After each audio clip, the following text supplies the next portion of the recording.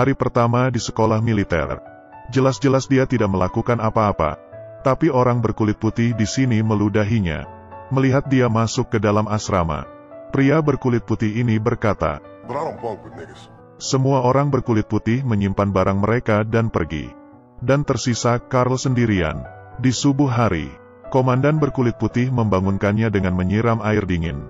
Berkata untuk latihan subuh. Menggunakan pipa air dan menyemprotnya tanpa henti. Dan menariknya ke sebelah tong air. Dan menekan kepalanya ke dalam air. Menerima perlakuan diskriminasi. Carl hanya bisa menahannya, karena keluarganya adalah petani. Lulus dari sekolah militer Angkatan Laut. Adalah salah satu kesempatannya mengubah takdir. Tapi masalah yang dihadapi belum selesai. Masalah baru pun muncul, karena Carl putus sekolah di kelas 7. Ujian kebudayaan hanya mendapat nilai 37. Bila terus-terusan tidak lulus, dia akan dikeluarkan dari sekolah militer. Orang berkulit putih di sekolahnya tidak ada yang ingin mengajarinya. Carl menggunakan waktu di akhir pekan.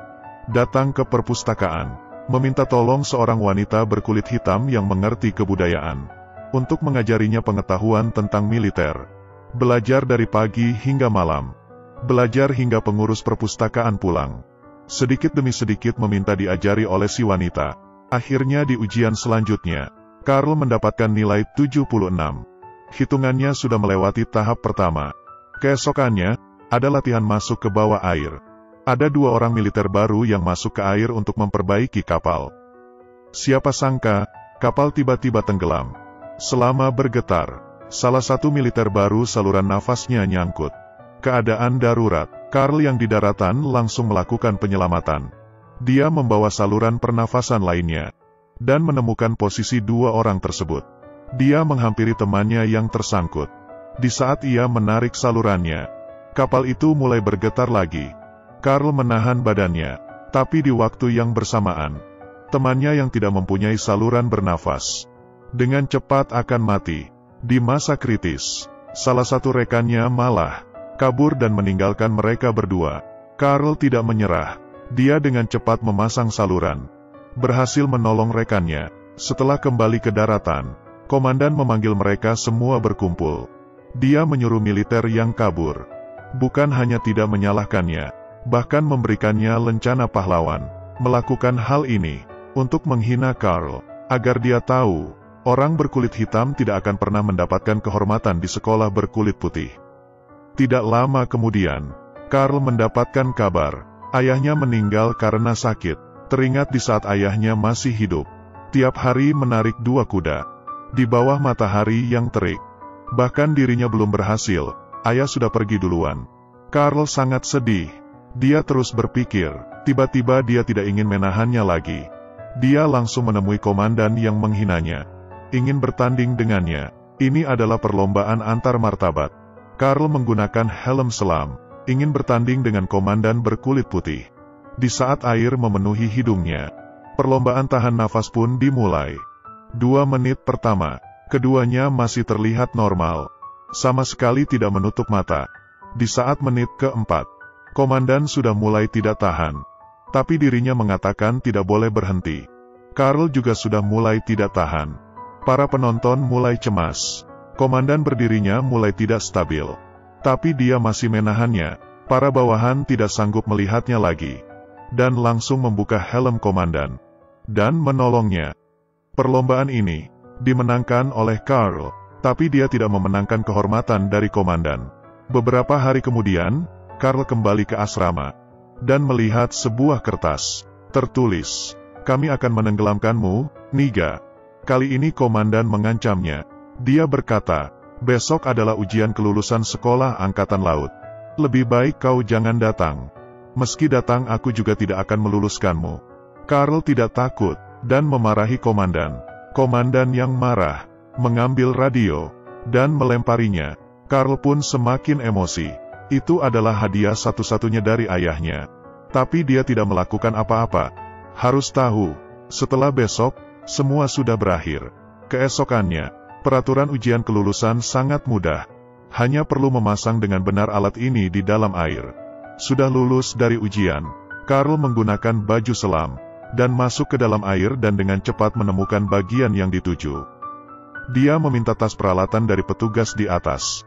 Siapa sangka, sebelumnya, komandan menyuruh orang untuk merobek tasnya.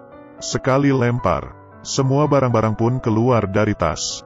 Carl yang dibawa air kaget, tapi perlahan-lahan mulai memegang peralatan. Dengan cepat sudah ada satu orang yang lulus. Hingga malam hari, hanya tersisa Carl seorang. Dia sudah di dalam selama 9 jam. Dan dikelilingi kedinginan, tangannya terus bergetar.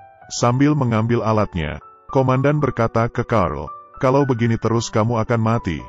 Carl tidak merespon. Beberapa saat kemudian, komandan akhirnya tidak tahan lagi. Dia menyuruh orang untuk membawa Carl naik ke atas.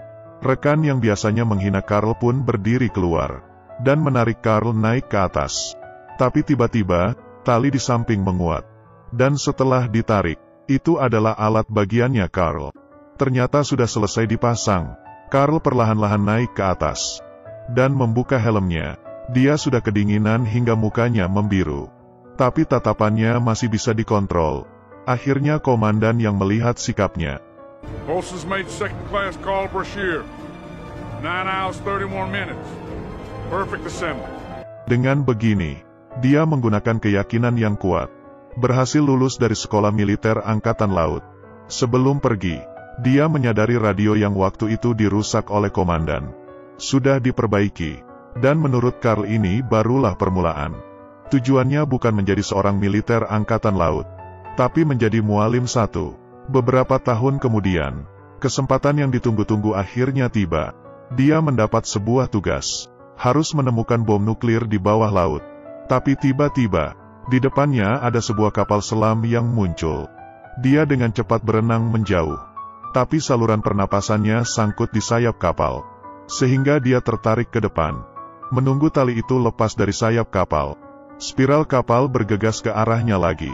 Carl menghindarinya, untuk menghindari dampak dari kapal selam. Masalah belum selesai. Di saat Carl bersiap untuk berbalik, tiba-tiba dia menemukan bom nuklir. Sepertinya karena kapal selam tadi. Karena sebuah kecelakaan, dia menemukan nuklir dan menariknya ke atas. Di saat seperti ini, Tuhan masih bercanda kepadanya. Demi menolong orang, kakinya patah. Setelah siuman, para reporter mewawancari sikap kepahlawanannya. Atasan memberikannya lencana, tapi Carl masih tidak terima. Dia langsung meminta amputasi, dan memasang kaki palsu sehingga dia bisa kembali bekerja. Demi memulihkan badannya, dia mulai latihan, tapi dia yang kehilangan satu kaki. Kekuatan badannya tidak sama seperti dulu lagi. Carl berlatih lompat tali, tapi tidak gesit. Lompat tidak sampai 2 kali sudah nyangkut. Baru ingin mencobanya lagi, sudah langsung sakit. Carl mendadak jatuh ke bawah, tepat ketika dia sangat kesal. Komandan yang sudah lama tidak ketemu pun muncul. Dia datang untuk membantu Carl. Dia memberitahunya, kolonel di Angkatan Laut berencana memberimu pertemuan evaluasi medis. Sampai saat itu, dia akan memaksamu pensiun. Demi membantu Carl, komandan menemui kolonel untuk bernegosiasi. Dia meminta untuk memberi Carl waktu selama 4 minggu untuk latihan. Kemudian meminta Direktur Militer Angkatan Laut memberi Carl pertemuan pendengaran yang adil. Kolonel langsung menolaknya, tapi di saat dia mau keluar, di depan pintu penuh dengan reporter. Semua orang khawatir dengan pahlawan dunia ini.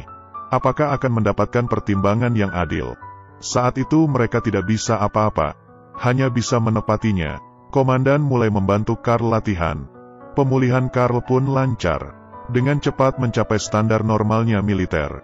Hari ini adalah hari pengadilan. Kolonel berkata, "You're almost 40. You have one leg. Can you really keep up with healthy divers? Half your age." Carl berkata tidak masalah. Kolonel langsung menyuruh orang membawa baju perlengkapan menyelam. Berat 290 pound. Bisa memakainya dan berjalan 12 langkah. Berarti membuktikan kamu mempunyai kemampuan.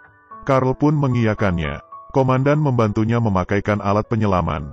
Setelah memakaikan helm, dia ingin membantu mengangkat Carl. Karena proses dari duduk ke berdiri, beratnya 2 kali lipat lebih berat. Tapi kolonel tidak setuju. Carl pun berusaha sekuat tenaga. perlahan-lahan berdiri. Selangkah saja belum jalan, sudah mengeluarkan kekuatan yang sangat besar. Dia mulai perlahan-lahan melangkah ke depan. Di saat langkah ke-7, ia sudah mencapai batasnya. Sekuat tenaga melangkah lagi. Tiba-tiba kaki Karl muncul suara patah. Orang-orang di tempat semakin gugup. Kolonel menyuruhnya jangan bergerak lagi.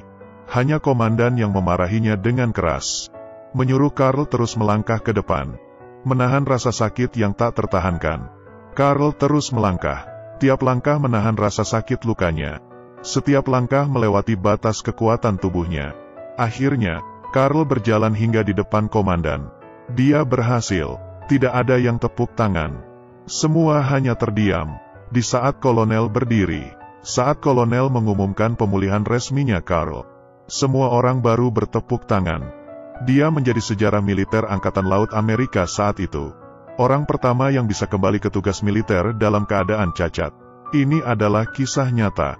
Karl Brashear 2 tahun kemudian menjadi mualim satu pertama kali yang berkulit hitam.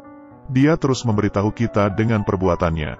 Kehormatan sebenarnya berasal dari kerja keras. Ya sudah, kalian suka dengan cerita ini gak?